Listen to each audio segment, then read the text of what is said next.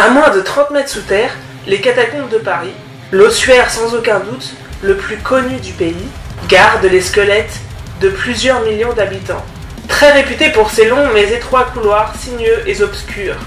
Quand j'y suis allé, j'ai eu l'impression d'être au théâtre, car les ossements de personnes posées ci et là, comme dans un décor, nous racontent leur vie. Il faut savoir que la superficie des catacombes est de 11 000 mètres carrés.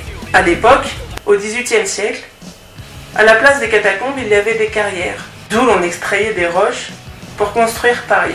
Cependant, les galeries souterraines qui restèrent vides se bouchèrent avec le temps, sauf celle des Buttes-Chaumont, un parc dans le 19e arrondissement de Paris. Beaucoup de gens pensent que l'entrée de cette galerie dans ce parc est simplement une grotte, alors qu'en fait elle débouche sur une petite partie des catas. À la fin du XVIIIe siècle, les cimetières, dont celui des Innocents, sont insalubres et les risques d'épidémie sont énormes, et surpeuplés également. Les dirigeants décident de déplacer les ossements dans des galeries sous la plaine de Montsouris. Pour les fans de gore, en 1780, les liquides des cadavres en décomposition s'écoulaient à travers les murs des caves environnant les cimetières des particuliers. C'est de Londres que vient cette idée de transporter les cadavres. 2 ans plus tard, en hommage aux catacombes de Rome, on donne le même nom à celle de Paris, bien qu'il n'y ait ni tombe ni monument funéraire comme dans celle de Rome. Petite anecdote, le premier visiteur fut le roi Charles X. En 1830, les visites deviennent interdites. Et quelques années plus tard, seuls 4 par an sont autorisés, à cause des dégradations.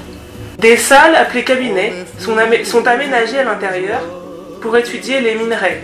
François Ier et Napoléon III ne se privèrent pas non plus pour aller rendre hommage, sous terre, aux morts. Le tout premier concert clandestin dans les catacombes est joué en 1897. Le dernier cadavre est inhumé dans les catas en 1933. En 1983, la direction des affaires culturelles de Paris prend les rênes des catacombes et décide d'en ouvrir une partie tous les jours au grand public. J'y suis allé 2 fois dans ma vie et je ne dirai pas non à une 3e, car c'est un lieu, comment dire, à part, un monde parallèle, froid et loin de la vie terrestre, mais parallèlement rempli d'énergie aussi. Je parle bien sûr métaphoriquement. Si vous aimez les catacombes et que vous y êtes déjà allé ou que vous aimeriez y aller, dites-le moi dans les commentaires. Comme d'habitude, n'oubliez pas de vous abonner, de liker, de partager.